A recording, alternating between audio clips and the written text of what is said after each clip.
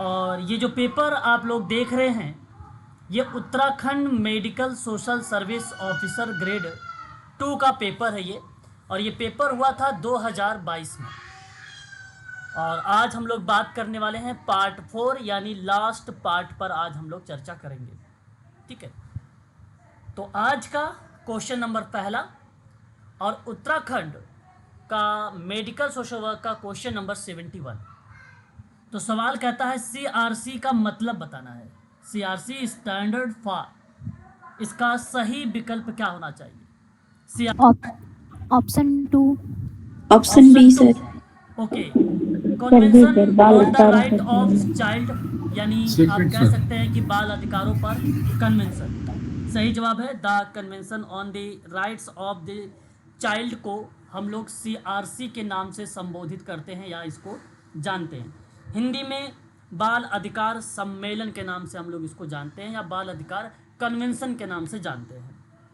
आपको बता दूं कि यह एक अंतर्राष्ट्रीय संधि है जो बच्चों के नागरिक, ठीक है, नागरिक और नागरिक के बाद आप नोट कर सकते हैं जो बच्चों के नागरिक और राजनीतिक और आर्थिक और सामाजिक और स्वास्थ्य और सांस्कृतिक, ठीक है, अधिकारों को निर्धारित करता है। यह है सीआरसी, नागरिक, राजनीतिक, आर्थिक, सामाजिक, स्वास्थ्य और सांस्कृतिक जैसे अधिकारों को निर्धारित करता है, जिसमें 18 वर्ष से कम आयु के किसी भी व्यक्ति को बच्चा माना जा सकता है या माना जाएगा। ठीक है, तो 18 वर्ष से कम उम्र के व्यक्ति को बच्चा कहा गया है सीआरसी में। तो सही जवाब होगा ऑप्शन नंबर बी। तो दो फैक्ट है, सीआरसी एक अंतर्राष्ट्रीय संधि है। दूसरी बात, ये किन अधिकारों को निर्धारित करता है, तो नागरिक, राजनीतिक और आर्थिक, सामाजिक, स्वास्थ्य और सांस्कृतिक अधिकार हैं, इसको निर्धारित करता है, ये भी फैक्ट है।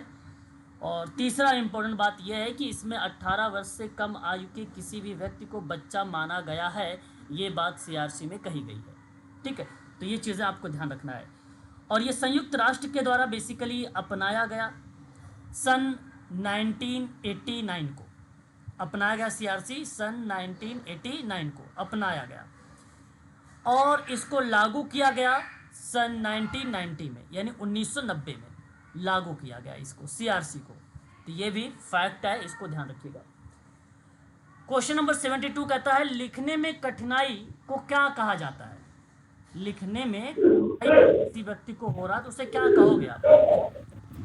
डिस्ग्राफिया।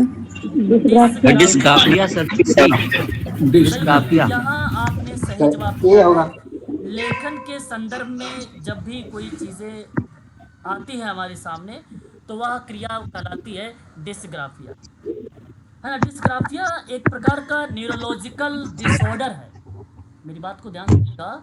डिस्ग्राफिया एक प्रकार का न्यूरोलॉजिकल डिसऑर्डर है जो affect a person's ability to write को दर्शाता है, यानी लिखने में प्रॉब्लम को दर्शाता है, हैंड राइटिंग में, टाइपिंग में या स्पेलिंग में, उस क्रियाओं को संदर्भित करता है डिस्ग्राफिया।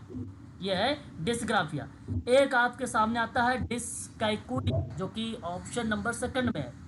और डिसकैकुलिया एक प्रकार की ये भी लर्निंग डिसेबिलिटीज़ है ना।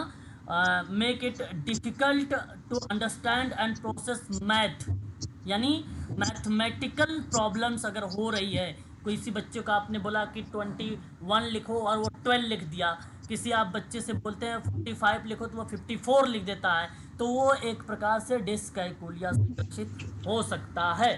ठीक है, मैथमेटिकल चीज़ों को ये डिफाइन करता है, क्या? डिसकैकुलिया। वहीं एक शब्द आता है आपके सामने डिसलेक्सिया।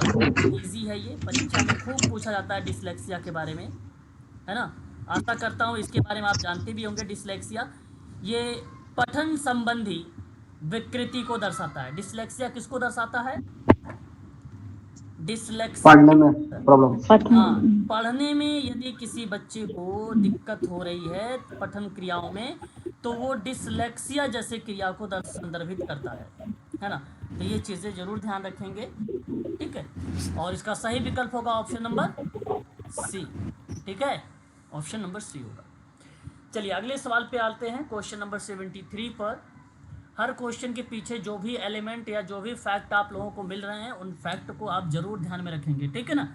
सवाल आपके सामने 73 नंबर का, बाल विवाह निरोधक एक अधिनियम है ना, आप भली भांति तरीके से जानते भी हैं इसके संदर्भ में, है ना।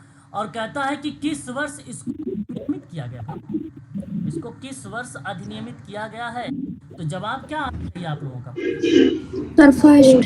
सर 1929। 1929 बाल विवाह निरोधक अधिनियम है, सन 1929 में ये अधिनियमित किया गया। और इसे जानते हैं एक और नाम से हम लोग जानते हैं, उसका नाम है शारदा एक्ट। और मैं बता दूं हरबिलास शारदा एक व्यक्ति का नाम है, इन्होंने ही इस अधिनियम में अपना एक महत्वपूर्ण रोल अदा किया है।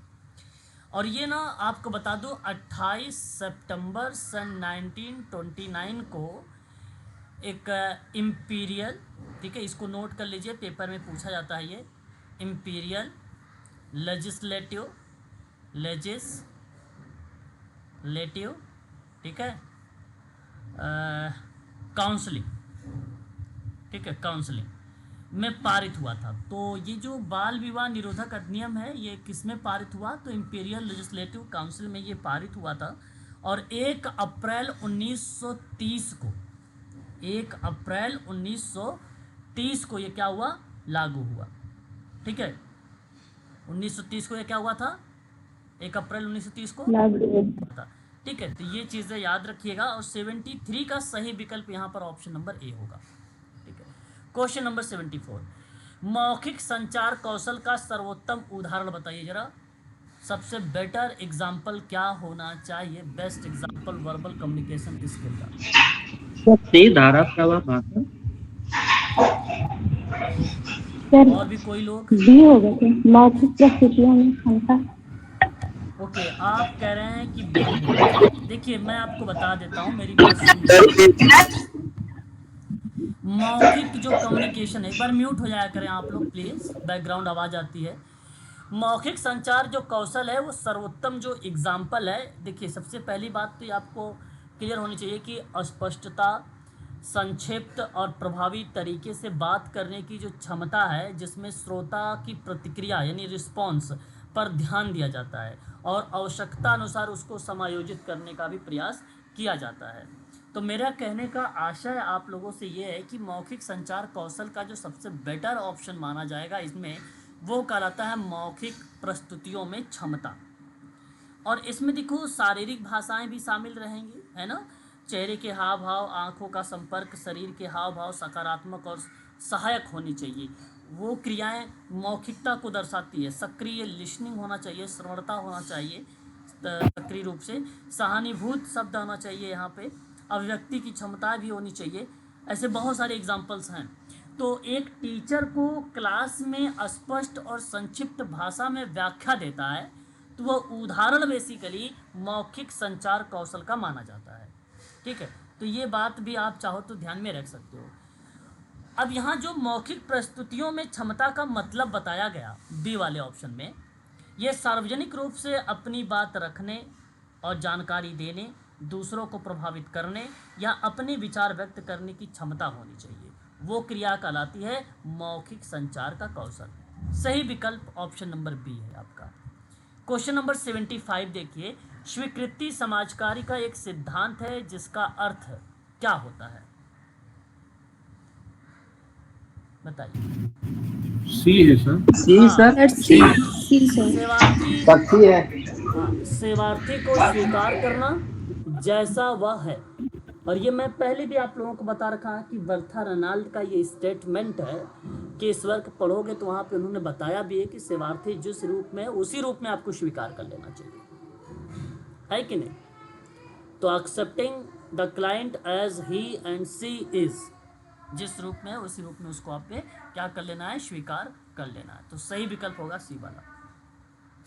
Question number 76, very very most important medical line का ये क्वेश्चन है, ठीक है। मंगोलिज्म किस प्रकार का है? Mongolism is the type of मानसिक सी। मंदता। सर सी। मानसिक मंदता।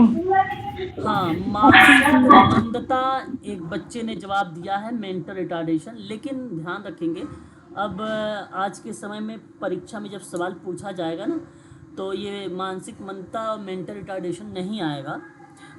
ये एक प्रकार से मैं बता दूं, बौद्धिक अक्षमता आएगा। मेरे पॉइंट ऑफ व्यू से मंगोलिज्म एक प्रकार का डाउन सिंड्रोम है, लेकिन इस ऑप्शन में कहीं डाउन सिंड्रोम नहीं दिया है। ठीक है, तो डाउन सिंड्रोम के नीचे एक और पार्ट आता है, वो आता है इंटेलेक्चुअल डिसेबिलिटी, जिसको हम लोग मेंटल रिटार्डेशन बोलते हैं। ठीक है, मानसिक मंदता, मंद बुद्धि जिसको बोलते हैं मंगोलिज्म। तो इस प्रश्न का अगर हम बात करते हैं मानसिक मंदता, तो यहाँ करेक्ट जवाब होगा। इन केस यदि आपके सामने डाउन सिंड्रोम शब्द भी आता है, तो याद रखिएगा आप सभी लोग, डाउन सिंड्रोम भी यहाँ पे करेक्ट जवाब होगा। तो ये देखिए, आप सभी लोग ना इसका नोट्स बना लीजिए। ये क्लास जब समाप्त होगी तो मैं आप लोगों को, मुझे याद दिला दीजिएगा, मैं आपको ना इसकी एक क्लास प्रोवाइड कराऊंगा। डाउन सिंड्रोम है ना, और स्पर्स एक सिंड्रोम है, कैट एक सिंड्रोम है, कई टाइप का सिंड्रोम पाए जाते हैं। उन सभी सिंड्रोम के बारे में हम लोग चर्चा कर लेंगे। ठीक है, एक दिन एक क्लास में। ठीक है, अच्छा, ये जो डाउन सिंड्रोम होता है मंगोलिज्म के आधार पे, मैं आपको बता दूं, क्रोमोसोम्स मनुष्यों में कुल टोटल 46 पाए जाते हैं, जिसमें 22 जो है डिवाइड किए गए हैं अलग अलग भागों में। और वो डिवाइड किए गए हैं बेसिकली क्रोमोसोम्स मेल में 22 और फीमेल में 22। एक क्रोमोसोम्स मेल में या एक क्रोमोसोम्स फीमेल में। ठीक है, तो ये जो क्रोमोसोम्स होते हैं ये जेंडर निर्धारित करते हैं। ये क्या करते हैं? जेंडर निर्धारित करते हैं। परंतु मंगोलिज्म आता कैसे है? मंगोलिज्म ना, ये जो 21वां क्रोमोसोम्स होता है, 21वां क्रोमोसोम्स में त्रुटि होती है। ठीक है, या वो गायब हो जाता है या वो टूट जाता है क्रोमोसोम्स, तो इसकी वजह से वो बच्चा कहता है मंगोलिज्म हो जाता है। कद छोटा होता है, जीभ खुरदरा होती है, होठ मोटे होते हैं। ठीक है, गोल मटोल से होते हैं ये लोग, है। तो ये क्रियाएं बेसिकली डाउन सिंड्रोम के कुछ सिम्टम होते हैं। और 21 जब ये क्रोमोसोम्स में ये गड़बड़ी आती है तो मंगोलिज्म बच्चा हो सकता है। परंतु इसका मेडिकल लाइन में एक और नाम दिया गया, ट्राइसोमी 21। क्या नाम दिया गया इसको? ट्राइसोमी 21। परीक्षा में यूजीसी नेट में ट्राइसोमी 21 करके आ चुका है, याद रखिएगा। और ये एक बार यूजीसी नेट में पूछ लिया था, डाउन सिंड्रोम दिवस कब मनाया जाता है? तो 21 मार्च को डाउन सिंड्रोम दिवस भी मनाया जाता है। अब आपको पता हो गया, 21वां गुणसूत्र है और ट्राइसोमी 21 के नाम से जाना जाता है, और 21 मार्च को डाउन सिंड्रोम दिवस भी मनाया जाता है। ठीक है, तो ये 3-4 बातें हैं इस प्रश्न के संदर्भ में। मैं चाहूँगा कि आप इन चीज़ों को भी ध्यान में रखें। क्वेश्चन नंबर 77 देखिए। क्वेश्चन नंबर 77 आपके सामने है, सही विकल्प क्या होगा अनुलोम विवाह का? A. B. Sir A number. B number. A number sir सही। ए है, यही होगा, ये होगा। बिल्कुल, ए नंबर जो है ये आपका सही जवाब है। अनुलोम विवाह हम लोग इसको जानते हैं या उसके नाम से संबोधित करते हैं। देखिए, अनुलोम विवाह का मतलब ये होता है कि अपने वर्ण से निम्न वर्ण में विवाह करना। अपने वर्ण से निम्न वर्ण में विवाह करना, जैसे उच्च जाति का पुरुष, ठीक है, यह अनुलोम विवाह की बात मैं कर रहा हूँ। उच्च जाति का पुरुष निचली जाति की महिला से अगर वो शादी करता है तो उसको अनुलोम विवाह कहेंगे हम लोग। उसे हम लोग क्या बोलेंगे? अनुलोम विवाह का पैटर्न मानेंगे। ठीक उसी का विपरीत, निम्न वर्ण के पुरुष से और उच्च वर्ण की स्त्री के बीच में अगर कोई संबंध बनता है या विवाह का, तो वो क्रियाएं प्रतिलोम विवाह का पार्ट मानी जाती है। ठीक है, तो उच्च कुल की स्त्री और निम्न कुल का पुरुष अगर विवाह करेगी तो वो क्या बनेगा? बताइए। अनुलोम। हाँ, वो प्रतिलोम विवाह का पैटर्न बनेगा। जैसे कि अभी आप लोगों में से कुछ बच्चे बता रहे थे ऑप्शन नंबर बी, लेकिन वो प्रतिलोम विवाह था। जब उच्च कुल का पुरुष हो, उच्च कुल का पुरुष हो और निम्न कुल की स्त्री हो, तो हम उसे क्या बोलेंगे? बोलिए। अनुलोम। हाँ, ये चीजें याद रखने वाली बातें हैं और ये सवाल भी परीक्षा में आता है। चलिए बात करते हैं क्वेश्चन नंबर 78 को लेकर, है ना, 78 को लेकर। और सवाल ये है कि एक तरफ पुस्तक है, दूसरी तरफ लेखक है, ठीक है, 78 में। तो सही विकल्प क्या होना चाहिए? पुस्तक आप देख सकते हैं यहाँ पर, पुस्तक हमारे सामने है, भारत में समाज कार्य की शिक्षा और समाज कार्य अभ्यास है ना। दूसरी किताब है सामाजिक मनोविज्ञान का परिचय है। तीसरी किताब है सामाजिक समूह कार्य अभ्यास है। चौथा है सहायक व्यवसायों के लिए समाज कार्य अनुसंधान के तरीके हैं। ये बुक है, ये एक प्रकार की पुस्तकें दी गई हैं और मैं आशा भी करता हूँ आप लोग इसका जवाब भी दे देंगे। सर ऑप्शन बी होगा। ओके, ऑप्शन दिखाई दे रहा है। ओके ठीक है, इंग्लिश में ऑप्शन दिखाई दे रहा है, आप चाहो तो इंग्लिश का ऑप्शन का चुनाव कर भी सकते हैं। चलिए मैं आप लोगों को बताने का प्रयास करता हूँ, मेरी बात को बड़े ध्यान से आप लोगों को समझना है, ठीक है। जैसे अगर मैं आपसे बात करता हूँ भारत में समाज कार्य शिक्षा और समाज कार्य अभ्यास की बात अगर होती है तो इसका सही पॉइंट जाता है टी.के. नायर का। क्या नाम जाता है? टी.के. नायर का नाम जाता है, ठीक है। और सामाजिक मनोविज्ञान का अगर परीक्षा से पूछा जाता है तो इस क्रिया में यदि आपसे परीक्षा में आया तो यहाँ नाम जाएगा बी. कुप्पुस्वामी का नाम, बी. कुप्पुस्वामी का नाम। सामाजिक समूह कार्य अभ्यास की बात अगर होती है तो किसका नाम जाएगा? विल्सन और रायलैंड का नाम। मैंने नोट करवाया ना आप लोगों को, तो यस सर। रायलैंड का नाम। और सहायक व्यवसायों के लिए सामाजिक कार्य अनुसंधान के तरीके में बचा नाम एक, और वो विकल्प क्या होना चाहिए? पोलंस्की, ठीक। तो सही विकल्प क्या आ रहा था? पहले का 2 और ऑप्शन नंबर बी है, ठीक है भाई। इसका सही विकल्प क्या होना चाहिए? बी विकल्प सही होगा। बात करते हैं 79 को लेकर सवाल को।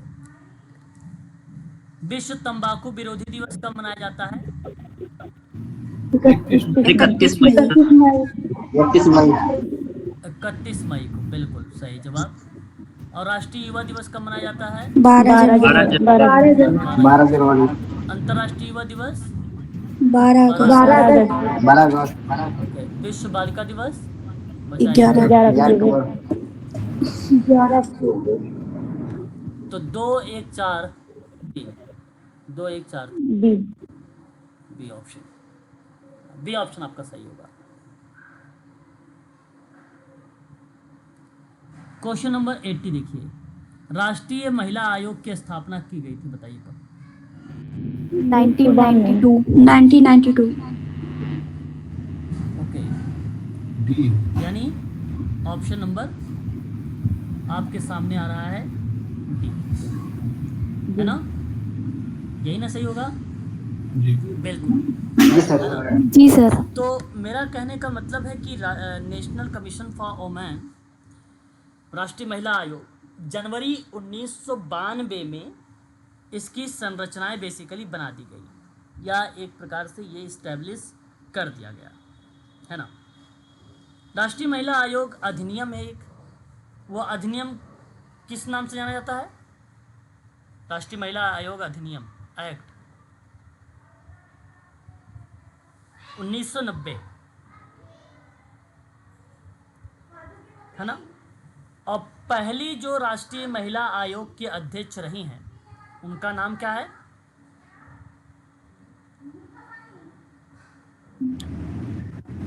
जयंती पटनायक।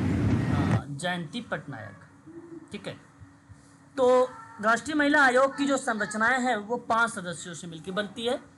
एक अध्यक्ष होता है, 5 सदस्य होते हैं और एक सदस्य सचिव होते हैं, ठीक है। ये चीज़ें भी आपको इसमें ध्यान में रखना होगा, ठीक है, राष्ट्रीय महिला आयोग के संदर्भ में। तो ये भी इम्पोर्टेंट रहेगा आप सभी के लिए, ठीक है। आगे बात करते हैं नेक्स्ट क्वेश्चन पे। संबंधित बताइए कौन सी आयोग है काका कालेकर के संदर्भ में। मैं ये क्लास पिछड़ा वर्ग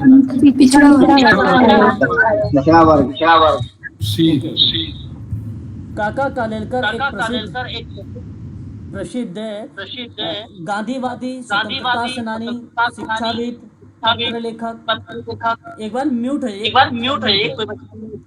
लेखक, स्वतंत्रता संग्राम सेनानी, जो बेसिकली 1 दिसंबर 1885 को महाराष्ट्र के सतारा में पैदा हुए थे और भारत के स्वतंत्रता संग्राम में सक्रिय भूमिका भी इन्होंने निभाई थी।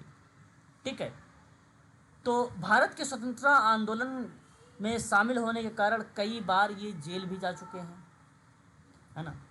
और गांधीवादी विचारधारा के प्रति उनकी निष्ठा के लिए जाना जाता है, उनकी निष्ठा के लिए ये जाना जाता है। ठीक है, अब ये पिछड़ा वर्ग से संबंधित है। कौन से वर्ग से संबंधित है बताइए? पिछड़ा वर्ग। बिल्कुल, 81 का सी वाला ऑप्शन होगा। क्वेश्चन नंबर 82 देखिए, या अवसाद यानी डिप्रेशन का पार्ट हो सकता है। मंदी या अवसाद के कारण बेरोजगारी की दर बढ़ जाती है, तो वह किस प्रकार की बेरोजगारी होती है? सर ये होगा क्या? बेरोजगारी 3 नंबर सी। हाँ, सी। यहाँ किसी बच्चे ने सी जवाब दिया है, चक्रीय बेरोजगारी। जब अवसाद के कारण, मंदी के कारण बेरोजगारी की दर बढ़े तो उसे हम चक्रीय या साइकिल अनएम्प्लॉयमेंट कहते हैं। ये कई प्रकार की बेरोजगारी को दर्शाता है। अर्थव्यवस्था के उतार चढ़ाव या व्यापार चक्र के कारण होता है ना। यहाँ तो कई टाइप की बेरोजगारी होती है, जैसे संघर्ष और संरचनात्मक, मौसमी। ठीक है, कई टाइप का होता है, और जहाँ पे सही विकल्प होगा ऑप्शन नंबर सी, चक्रीय बेरोजगारी।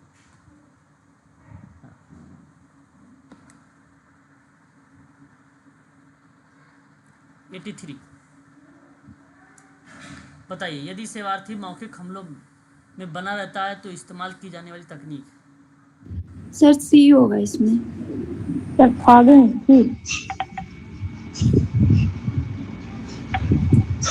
सी होगा सर। सी कहता है फॉगिंग। अब देखिएगा, बड़े ध्यान से समझना आप सभी लोग। कुछ टर्म हैं, जैसे एक शब्द है फॉगिंग, यहाँ पे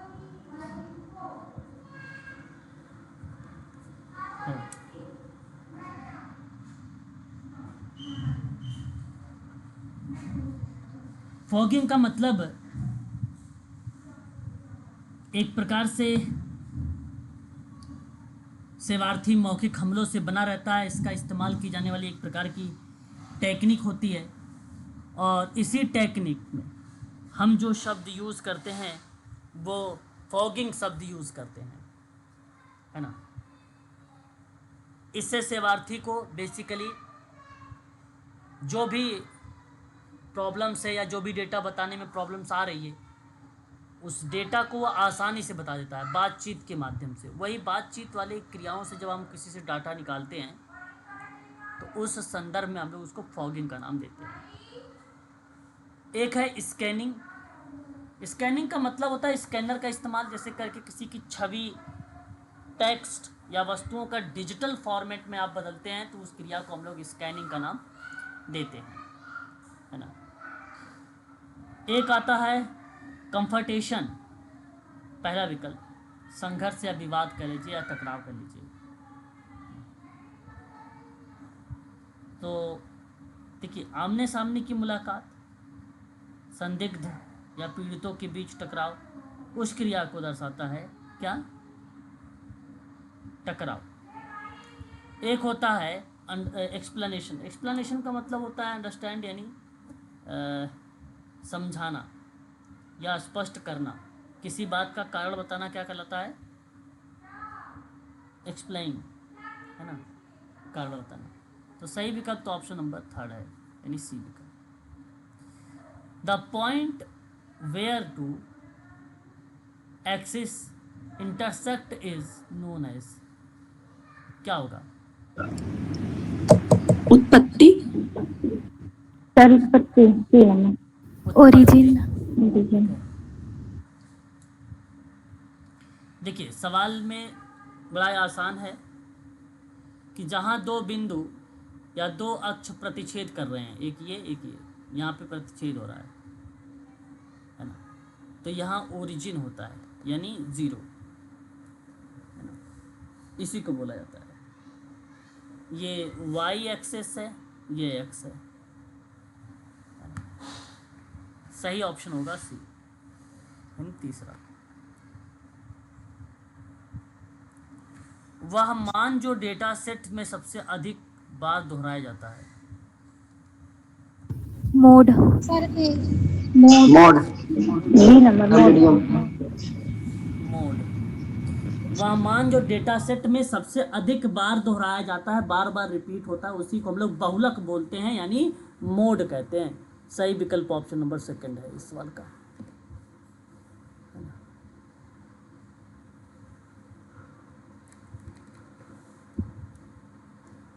केस फाइल का रखरखाव एक मनोरोगी या सामाजिक कार्यकर्ता का एक महत्वपूर्ण कर्तव्य होता है। क्या यह बात सही है?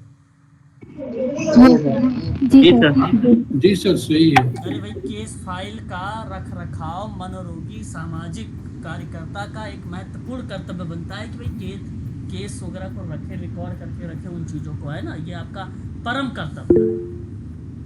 और इसलिए हम कह सकते हैं कि ये स्टेटमेंट सत्य है। दूसरा कहता है कि मानसिक स्वास्थ्य अनुसंधान में केस फाइल डेटा संग्रह के महत्वपूर्ण स्रोत कौन से हैं? सही है सर। ये भी सही। सही अब है देखो ये क्या भी सही व्याख्या है, हो सर। रही है या नहीं हो रही है? व्याख्या सर। हो रही सही है। है नहीं, चलिए, व्याख्या जो बता रहे नहीं हो रही है, कैसे नहीं हो रही सर? सर हो रही है। सर सही है सर, हो रही है सर। सर हो रही है सही है अच्छा, सर। व्याख्या हो रही चलिए है। बताइए जरा व्याख्या हो कैसे रही है? सर सर किस फाइल जो रख रखाव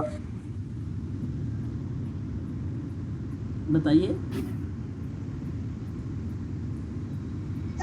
सर जो केस फाइल है सर, डेटा संग्रह करते हैं सर। हाँ बिल्कुल सर। रखते हैं, कलेक्ट करते हैं, ठीक सर है। कार्यकर्ता का एक मुख्य कार्य है सर, उसका कर्तव्य है ठीक सर। है, हाँ ये बात सही है। चलो आपने पहली बात बता रहे हो, ठीक है, लेकिन ये भी बताइए, कारण बताइए। सर कारण क्या है सर, हम लोग को रिसर्च करने में सर आसानी रहती है कि पिछले मरीज के पास कैसा क्या था, हिस्ट्री सर लेते हैं ना, तो उससे सर एक अंदाजा लग जाता है कि वो सर मरीज जो कैसा भी था, ये कैसा था। डेटा वगैरह है सब डिटेल मिल जाता है ना इससे। एज, सेक्स, प्रॉब्लम, जो भी उसकी हिस्ट्री वगैरह डिटेल मिल जाती है ना इससे। पूर्व जानकारी के साथ साथ में नई फाइलों का जानकारी रखरखाव कर रहे हैं तो हमारी फाइलें सब रहेंगी पर चलिए मैं आपको बताता हूँ, मेरी बात को ध्यान से सुनिएगा। आप लोगों का जो जवाब आया है वो गलत आया हुआ है। यहाँ व्याख्या, बड़े ही ध्यान से मेरी बात को आप पहले समझेंगे, फिर उस पर विचार करना। देखो, पहला पॉइंट कहता है कि केस फाइल का रखरखाव एक मनोरोगी या सामाजिक कार्यकर्ता का महत्वपूर्ण कर्तव्य है यानी दायित्व है। केस फाइल में रोगी से संबंधित सभी महत्वपूर्ण जानकारी शामिल होती है जो उपचार और देखभाल की योजना बनाने में आवश्यक होती है। इसलिए हमने क्या किया, केस फाइल का रखरखाव किया। यह अपने आप में 100% बात सत्य है। चलिए अब कारण देखिए। कारण आपके सामने कहता है कि मानसिक स्वास्थ्य अनुसंधान में केस फाइलों का डेटा संग्रहण में या संग्रहण के महत्वपूर्ण स्रोत है। बात ये भी सही है क्योंकि ये व्यक्तियों के मानसिक स्वास्थ्य की स्थिति, उपचार की प्रक्रिया, परिणाम के बारे में जानकारी प्रदान कर रहा है। यहाँ आपको मानसिक स्वास्थ्य की स्थिति मिल रही है। मैं यहाँ पे लिख देता हूँ, मानसिक स्वास्थ्य की स्थिति आपको देखने को मिल रही है। आप यहाँ पे उपचार की प्रक्रिया और परिणाम के बारे में जानकारी प्रदान कर रहे हैं। परिणाम के बारे में क्या कर रहे हैं आप? परिणाम के बारे में जानकारी प्रदान कर रहे हैं, है ना। तो वो पार्ट क्या कहलाता है? मानसिक स्वास्थ्य अनुसंधान। सुनिएगा, मानसिक स्वास्थ्य अनुसंधान में केस फाइल डेटा कलेक्शन के महत्वपूर्ण सोर्सेज हैं। बेसिकली व्यक्तियों के ना मानसिक स्वास्थ्य की स्थिति जानने के लिए, उपचार की प्रक्रिया जानने के लिए या परिणाम के बारे में जानकारी प्रदान करने के लिए, उसके लिए होता है ये डेटा संग्रहण के लिए महत्वपूर्ण होता है। केस फाइलें के प्रकार के रूप में उपयोग में भी लाई जाती है, समस्याओं के पैटर्न को अंडरस्टैंड करने में मदद करती है, ट्रीटमेंट में मदद करती है, नया उपचार को विकसित करने में भी मदद करती है, वह चीज़ यहाँ पर आता है। लेकिन जो पहला पॉइंट अलग बात है। यहाँ सामाजिक कार्यकर्ता का महत्वपूर्ण कर्तव्य है कि केस फाइल में रोगी के बारे में जानकारी, उपचार योजना, दस्तावेज होते हैं, रोगी के देखभाल के लिए आवश्यक होते हैं। तो रोगी की देखभाल, संचार, कानूनी आवश्यकताएं, शोध और मूल्यांकन, इन सारी चीज़ों को इसमें शामिल किया जाता है पहले में, रखरखाव में। यहाँ कर्तव्य है सामाजिक कार्यकर्ता का। नीचे आपका जो है मानसिक स्वास्थ्य अनुसंधान की फाइलें हैं, डेटा कलेक्शन के लिए महत्वपूर्ण रिसोर्सेज हैं, ये स्रोत हैं जो बेसिकली ट्रीटमेंट में, देखभाल में वहाँ आपकी मदद करता है। तो ये दोनों बातें अलग अलग हैं, इसलिए मैं कहना चाहूँगा कि ए और आर दोनों को सही करिए, और आर ए की सही व्याख्या नहीं होगी, विकल्प बी आपका सही चला जाएगा। यहाँ विकल्प आपका जो है जाने वाला है बी वाला ऑप्शन, ठीक है। ए आर तो नहीं लिखा हुआ, लेकिन केवल यहाँ पे ए सच बताया है और फिर उसके बाद कहा कि ए आर की व्याख्या कर रहा है, ठीक है, सॉरी ए आर की व्याख्या नहीं कर रहा है ना, ये लिखा हुआ। तो बी विकल्प सही होगा क्वेश्चन नंबर 86 का। समझ में आया सवाल कि नहीं समझ में आया? फिर से पूछ लो। नहीं सर, समझ में आ गया सर। शुरू में तो लग रहा था सर कि ये बड़ा आसान सा है, लेकिन आपने समझाया सर बहुत अच्छे तरीके से। दोनों बातें अलग अलग हैं। देखिए, समझने वाली बात ये थी यहाँ पे कि यहाँ कार्यकर्ता का महत्वपूर्ण कर्तव्य आ गया, तो हमारा कर्तव्य क्या क्या है वो चीज़ें दिखाई दी थी। ए में कारण में कहा कि मानसिक स्वास्थ्य अनुसंधान है, यानी शोध है, तो शोध में केस फाइल डेटा को कलेक्शन है, संग्रहण के लिए है, यानी रखने के संदर्भ में महत्वपूर्ण रिसोर्सेज के लिए है, तो वो पार्ट अलग बन गया। तो दोनों अलग अलग बातें हैं। वहाँ ऊपर कार्यकर्ता के बारे में बात हो रही, नीचे कार्यकर्ता के बारे में, यहाँ नीचे शोध के बारे में बात हो रही है, रिसर्च वगैरह के बारे में बात हो रही है, वहाँ से सारी चीज़ें मिलती है, ठीक है। तो वो चीज़ें संदर्भित करती, इसलिए यहाँ पर इसकी व्याख्या नहीं मानी जाएगी। ऑप्शन बी सही होगा इस प्रश्न का। तो यही चीज़ें आपको ध्यान में रखना होता है एग्ज़ाम के दौरान भी, है ना, कि ताकि हम इस चीज़ों को समझ सकें और आसानी से उसका जवाब भी दे दें। अन्यथा यही सारे प्रश्न जो है गलती जब हो जाती है तो यही नंबर आपके डिडक्ट करते हैं, यानी कम करते हैं। अब देखिए, ये थोड़ा सा आपको ध्यान रखना पड़ेगा इसके बारे में। फोबिया से होने वाले कुछ विभिन्न प्रकार के बीमारियां होती हैं, उनके बारे में बताया गया, और ये आपको सम्मिलित करना है, ये आपको ना मैच करने हैं इसमें। जैसे हाइड्रोफोबिया जानते हैं, पानी से डर लगता है ये, ठीक है। और उसके बाद निक्टोफोबिया क्या होता है, नाम से ही पता है, अंधेर, और एक्रोफोबिया क्या होता है, ऊंचाई, एक्रो मतलब ऊंचा, ठीक है, ये आपका हो गया ऊंचाई से, ठीक है। और उसके बाद आता है पायरोफोबिया, जो आग के डर, यानी 4 से। तो जिस ऑप्शन में 3, 2, 1, 4 है, 3, 2, 1, 4, यानी ऑप्शन नंबर डी वाले में, तो ये वाला विकल्प आपका सही हो जाएगा। याद रखना है ये सभी लोग, ठीक है। ये हाइड्रोफोबिया, निक्टोफोबिया, एक्रोफोबिया, है ना, पायरोफोबिया क्या होता है, इनके बारे में आपको ध्यान रखना है।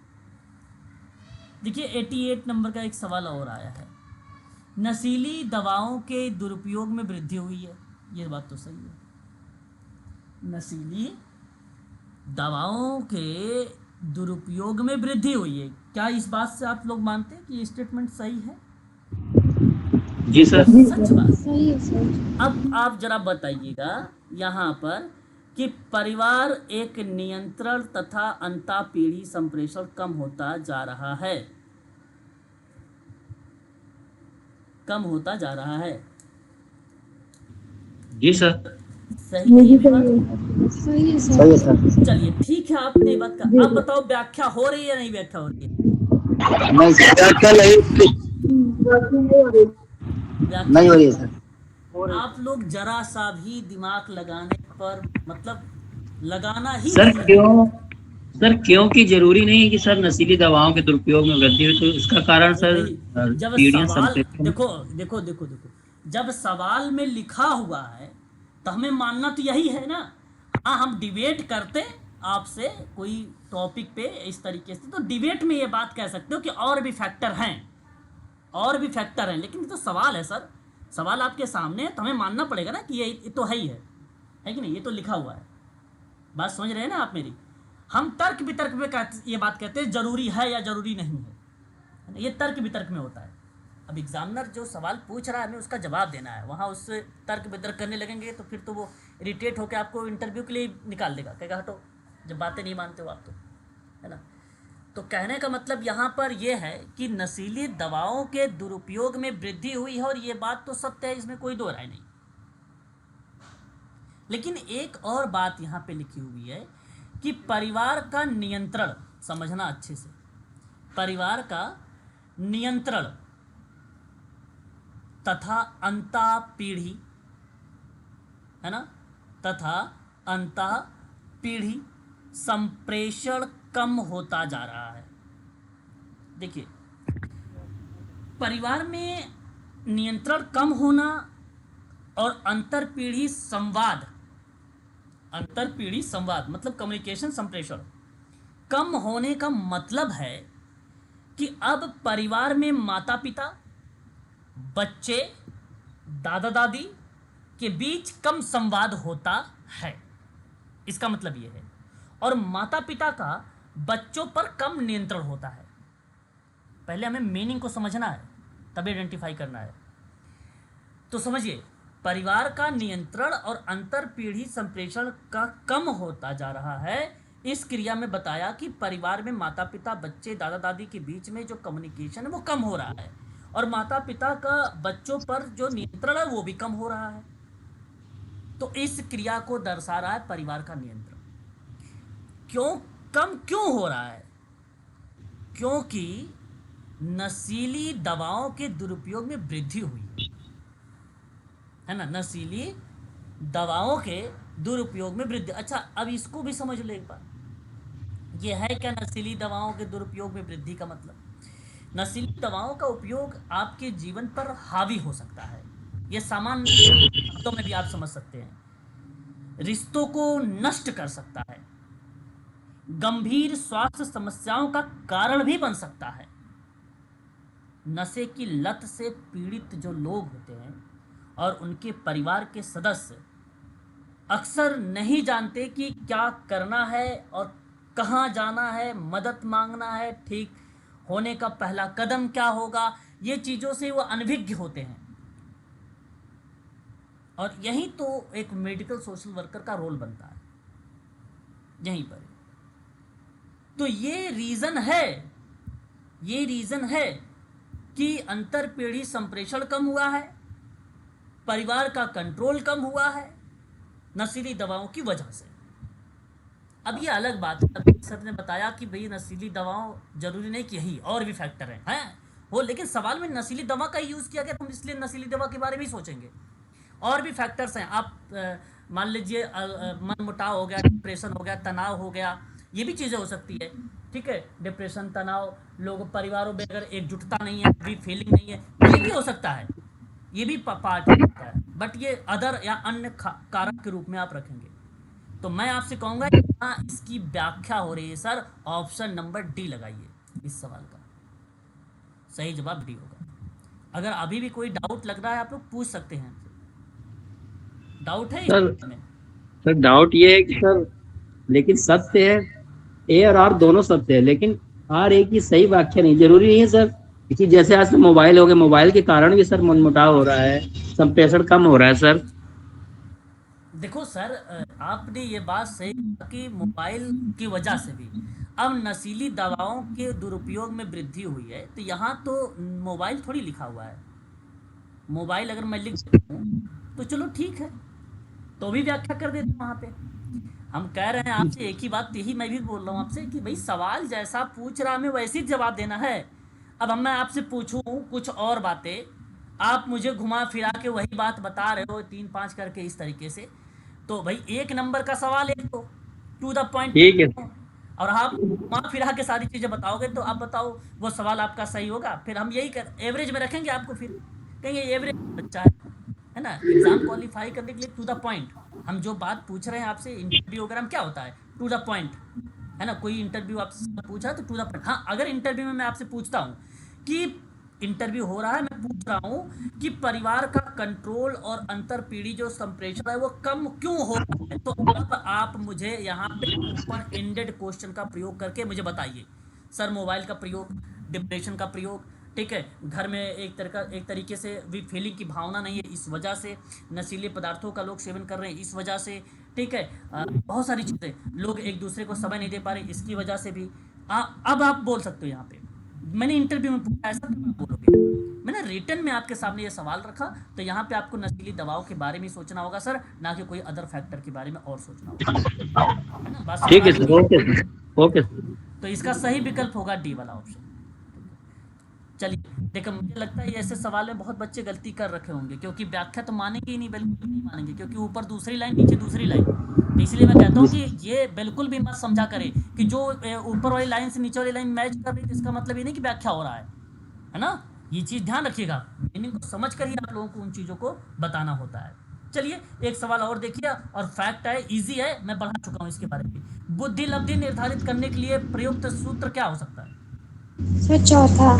Sir sir 4 number. हाँ सर। हाँ, डी। चलिए बहुत बढ़िया, यहाँ पे डी जो ऑप्शन है IQ, ये formula IQ is equal M A Turner. Terman, क्या नाम है? टर्मल। अच्छा, सबसे पहले किसने दिया था ये सूत्र? William stern. विलियम स्टर्न ने क्या दिया था? IQ is equal MA/CA। Into नहीं लगाया था, इंटू 100 नहीं किया था, है ना, इंटू 100 में नहीं किया था, इतना ही दिया था। बाद में संशोधन हुआ 1916 में, तो वो फार्मूला आ गया IQ is equal MA/CA into 100। MA का मतलब होता है मेंटल एज, और CA का मतलब होता है क्रॉनिकल एज। मेंटल एज का मतलब होता है मानसिक आयु, क्रॉनिकल एज का मतलब होता है वास्तविक आयु, ठीक है। तो ये चीज़ होता है। जैसे मैं एक सवाल करता हूँ, आई थिंक समझ भी गए होंगे आप लोग, जरा आप लोग फाइंड आउट करिएगा। मानसिक आयु अगर मान के चलिए उसकी 15 वर्ष है, और उसकी वास्तविक आयु, उसकी मानसिक आयु 15 साल की है, लेकिन रियल आयु जो उसके आधार कार्ड में है वो है उसकी 25 वर्ष। जरा मुझे बताइए बुद्धि लब्धि कितना होगा, IQ कितना होगा? फाइंड आउट करिए, फाइंड आउट करिए।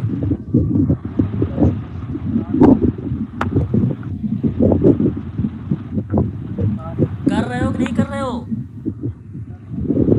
सर 60 हो। जी सर। कितना 60।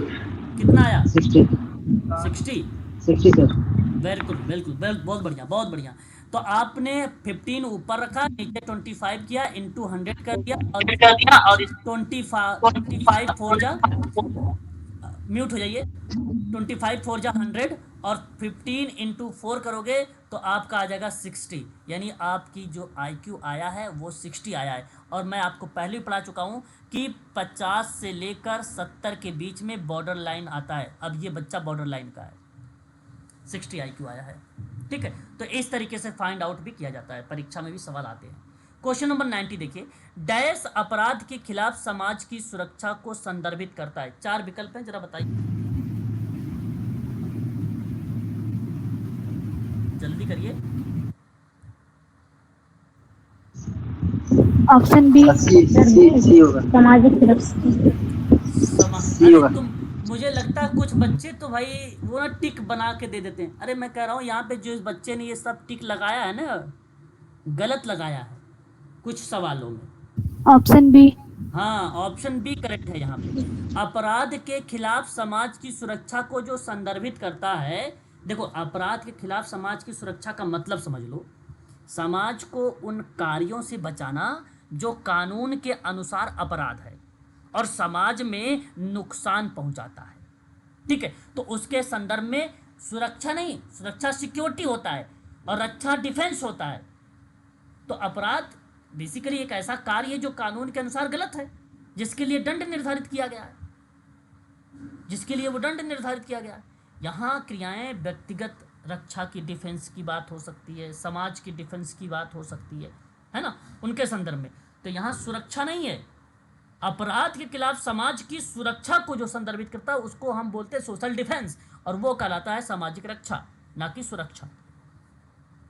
यहाँ सही विकल्प के रूप में आपका ऑप्शन नंबर जो बी है ये करेक्ट जवाब होगा। समाज के कमजोर वर्गों की सुरक्षा और कल्याण के लिए सरकार के अन्य संगठनों के द्वारा जो किए गए प्रयास हैं, जहाँ पे बेसिकली क्रियाएं रक्षा के संदर्भ में या डिफेंस के संदर्भ में होता है, वो चीज़ें संबोधित करती हैं। जोखिमों से उसकी रक्षा करना है, समाज में उसे समायोजित करना है, ठीक है।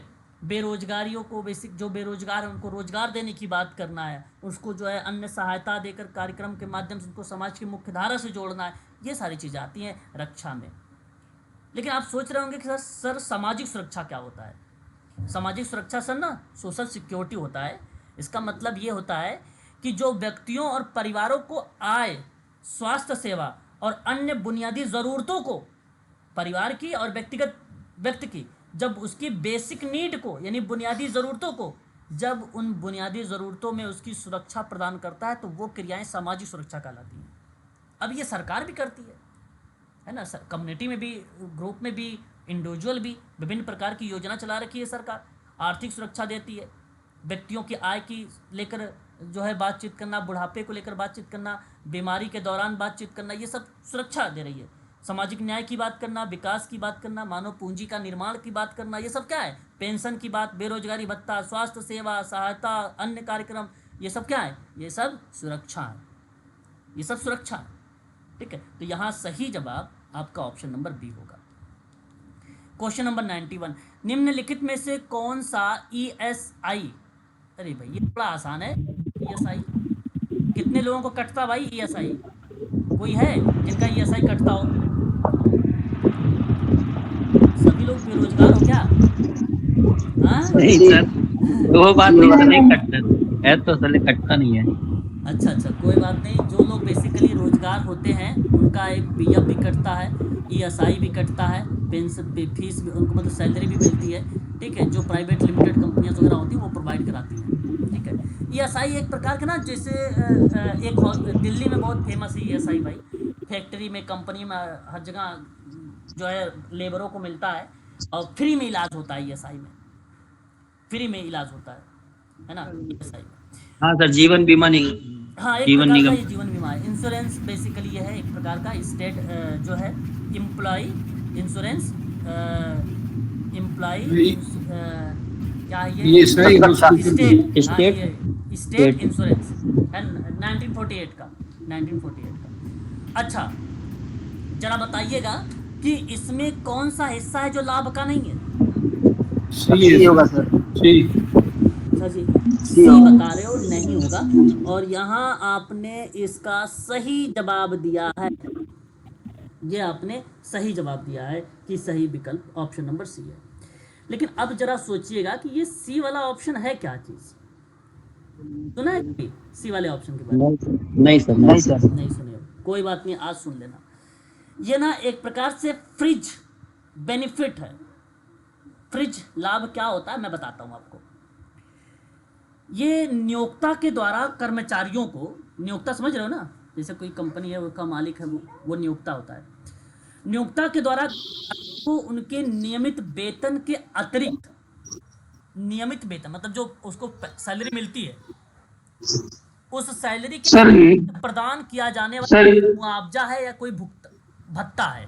जैसे हमने क्या किया, काम किया 8 घंटे, 8 घंटे के बाद ओवर टाइम लगा लिया। अब ओवर टाइम के बाद हमें कुछ एक्स्ट्रा पैसे भी मिलते हैं, और वही पैसे आपका क्या कहलाएंगे? अनुषांगी लाभ कहलाएंगे, अतिरिक्त भत्ता। समझ में बात आई? सर नियोक्ता, ये कुछ समझ में नहीं आया है। अरे सर, एक नियोक्ता होता है, नियोक्ता जिसे क्या होता है, जो मालिक होता है, मालिक को हम लोग क्या बोलते हैं? कंपनी के मालिक है ना वो, तो कंपनी का मालिक को हम लोग क्या कहेंगे? नियोक्ता ही तो कहेंगे। जी सर। अच्छा, हाँ ठीक, जी सर। नियोक्ता एक ऐसा व्यक्ति होता है सर, जो कंपनी या संगठन होता है उसका बेसिकली एक प्रकार से कर्ता धर्ता के रूप में जाना जाता है, नियोक्ता, है ना। वो कई रोजगारों की शर्त वगैरह तय करता है, वेतन तय करता है, काम करने का घंटा तय करता है, समय, लाभ वगैरह सब कुछ वही तय करता है, नियोक्ता, ठीक है। तो वो चीज़ों को दर्शाता है। बाकी देखो यहाँ पे बीमारी लाभ, मातृत्व लाभ, चिकित्सा लाभ, ये सारी चीज़ें ईएसआई का पार्ट है। ठीक है। क्वेश्चन नंबर 92 देखिए, आपदा के बाद, देखिए मैं आपको पढ़ाया हूँ डिजास्टर मैनेजमेंट के स्टेप, अगर आपने अच्छे से किए होंगे तो अच्छी बात है। ठीक है। तो देखो मेडिकल सोशल वर्क का पेपर तो एक्चुअल माना जाता है, यही उत्तराखंड का ही है, एक्चुअल माना जाता है। उत्तराखंड हो गया, आपका एम्स हो गया, आपका SGPGI हो गया, इन्हीं का पेपर अगर आप कर लेते हैं ना तो बहुत बढ़िया है, क्योंकि यही तो मेन है, समझो। अब सुनो, यहाँ पे आपदा के बाद की स्थिति विभिन्न चरणों का सही क्रम में डालिए जरा। सही सर ऑप्शन 1 सर सर पहले ये होगा सर, ये होगा सर, पहला होगा। ये होगा सर। अच्छा, होगा, पहले ए। आपका बचाव होगा, ये बात बचाव सही होगा। है। फिर उसके बाद राहत। राहत होगी, ये भी बात सही है।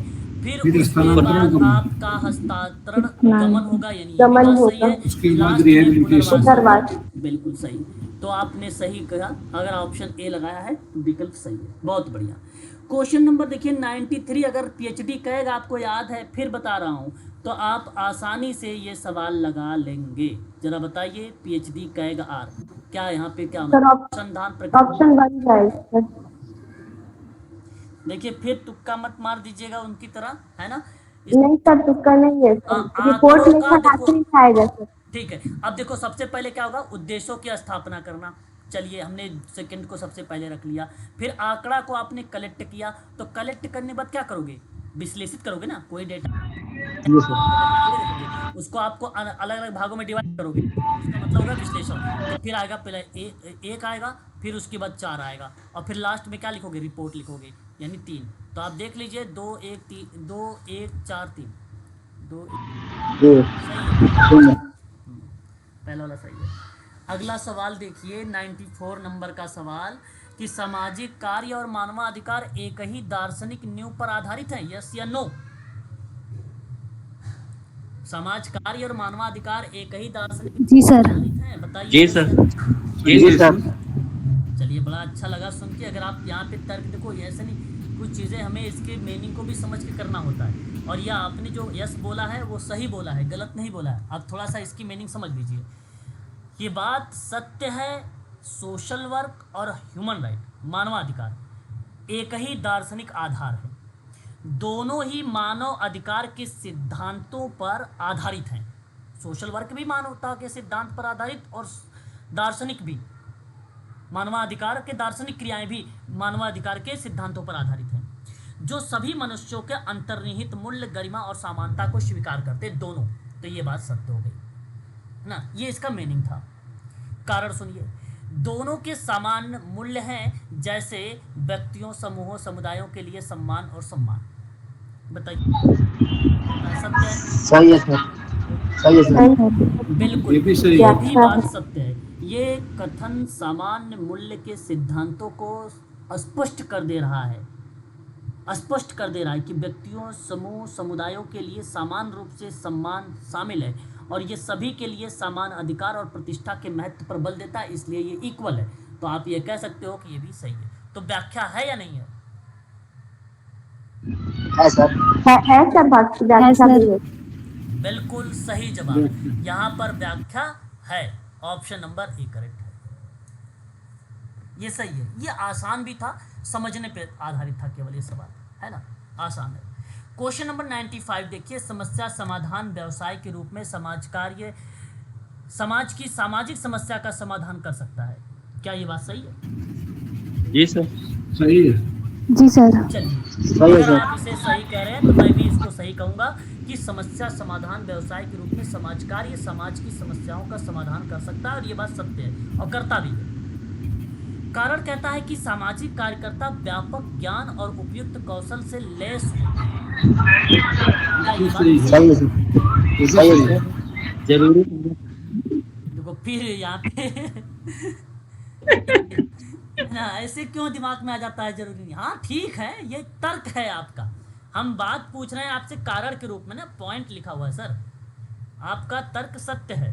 ठीक है, सामाजिक कार्यकर्ता ज्ञान और समझ और कौशल, सिद्धांत और उपकरणों से लैस होने चाहिए, और ये 5 चीज़ें जैसे सफल होने की आवश्यकताएं हैं, जैसे कि सामाजिक सेवा हो गया, और उन्हें अपने ज्ञान और कौशल में लगातार बेहतर बनाने की बात हो गई, व्यवहार में लागू करने के लिए प्रयास करना हो गया, ये सारी चीज़ें होती हैं। और इस संदर्भ में मैं आपको बताऊंगा 5 शब्द। सामाजिक कार्यकर्ता व्यापक ज्ञान और उपयुक्त कौशल से लैस होते हैं, और वो 5 ऐसे महत्वपूर्ण बातें हैं या चीज़ें हैं जो सफल होने में सबसे अहम रोल अदा करती हैं। ठीक है, पहला ज्ञान, दूसरा समझ, तीसरा कौशल, चौथा सिद्धांत, पांचवा उपकरण। ये 5 ऐसी चीज़ें हैं। ज्ञान, सामाजिक कार्यकर्ता को समाज कार्य के सिद्धांत, मानव विकास, सामाजिक समस्या के समाधानों के बारे में पूरा व्यापक ज्ञान होना चाहिए, और ये बात सत्य है। समझ, क्लाइंट की परिस्थिति, अनुभव और उसके द्वारा सामना की जा रही जो चुनौती है उसको समझने की क्षमता होनी चाहिए, अंडरस्टैंड होनी चाहिए। कौशल, प्रभावी कम्युनिकेशन, काउंसलिंग, इवैल्यूएशन, योजना, इंटरवेंशन, वकालत जैसे स्किल भी होनी चाहिए। प्रिंसिपल, सिद्धांत और मॉडल को समझना चाहिए ताकि क्लाइंटों की मदद के लिए उपयुक्त रणनीति का विकास हो सके। प्रिंसिपल और उपकरण, केस मैनेजमेंट के लिए, संसाधन विकास के लिए, डेटा कलेक्ट के लिए, डेटा विश्लेषण के लिए उपकरणों का उपयोग करने में कुशल होना चाहिए। ये सभी चीज़ें एक सामाजिक कार्यकर्ता के अंदर होनी चाहिए। मैं आपसे कहूँगा ए और आर दोनों के दोनों सही हैं, परंतु अब आप बताइए इसकी व्याख्या हो रही है या नहीं हो रही है? जी सर। क्या हो रही है या नहीं? व्याख्या है या नहीं? है सर, है सर। है, व्याख्या है। अरे भाई बंद कर लो, म्यूट हो जाओ, एक बार म्यूट हो जाइए, है ना। अब सुनिए, मैं कह रहा हूँ आपसे कि भाई समस्या जो समाधान के व्यावसायिक रूप में समाज कार्य सामाजिक समस्या के समाधान कर सकता है, और देखिए ज्ञान, कौशल, समझ, सिद्धांत, उपकरण इत्यादि के माध्यम से, ये समझना था। अगर ये बातें आपको समझ में आ रही थी तभी ये व्याख्या हो रही है, और यही बात 5 लिखी गई है कारण में, यही 5 बातें यहाँ पे लिखी गई है, और यहाँ पे सही व्याख्या हो रही है। ऑप्शन नंबर सी करेक्ट जवाब होगा। ए आर दोनों सही है, आर ए की सही स्पष्टीकरण कर रहा है।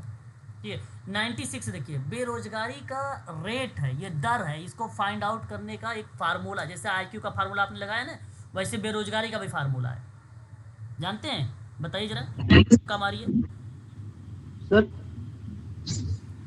सी सर। नहीं, ए सर सही विकल्प है। सर अभी ये होगा सर। हाँ, ये जो फार्मूला दिया गया है ये ए का फार्मूला है। ये बेरोजगारी श्रमिक अपॉन में कुल श्रम शक्ति इंटू करके आप लगा सकते हैं किसका रोल, 100 का, तो वो आपको निकल के आ जाता है। तो बेरोजगारी दर का सूत्र है बेरोजगार श्रमिक बटे करके कुल श्रम शक्ति इंटू में 100। यह जो दर श्रम शक्ति में बेरोजगार लोगों की संख्या को प्रतिशत दर्शाता है, बेरोजगार लोगों की संख्या का प्रतिशत में इसको जो है दर्शाता है। एग्जाम्पल के तौर पे यदि 100 लोगों की, ठीक है, 100 लोगों की क्या है श्रम शक्ति, 100 लोगों की श्रम शक्ति, ठीक है, उनमें से 10 लोग बेरोजगार, 10 लोग बेरोजगार हैं, तो बेरोजगारी दर कितनी होगी बताइए? 10%। हाँ 10%, बिल्कुल सही बात। यहाँ पे 10% होगी, यहाँ पे 10% होगी। मैंने कहा यदि 100 लोगों की श्रम शक्ति में 10 लोग बेरोजगार हैं तो बेरोजगारी दर हो गई 10%, और ये बोला होता है तरीका लगाने का। ठीक है, तो सही विकल्प होगा option number. Question number next, MDI, ये देखिए निर्धनता से संबंधित सवाल है। MDI बहुआयामी गरीबी सूचकांक है ना, एक प्रकार से मल्टी डायमेंशन पॉवर्टी इंडेक्स है ये। मैं कहता है कि डैश को छोड़कर सभी शामिल है। बताओ किसको छोड़ दो, सबको शामिल कर लो।